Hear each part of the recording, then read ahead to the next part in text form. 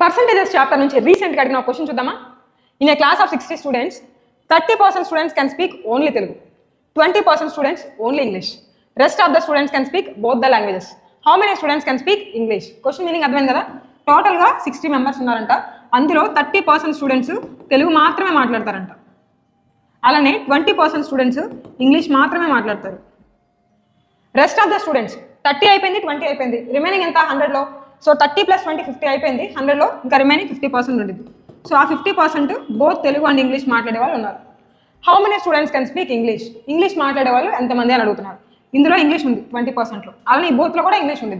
So 20 + 50 70% English మాట్లాడే వాళ్ళు ఉంటారు కదా. So 70% of total students is 60.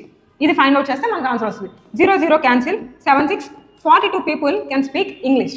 ఇదే విధంగా మీరు క్రికెట్ అండ్ ఫుట్బాల్ మీద ఈ ప్రాబ్లమ్ సాల్వ్ చేసి ఆన్సర్ కమెంట్ చేయాలి.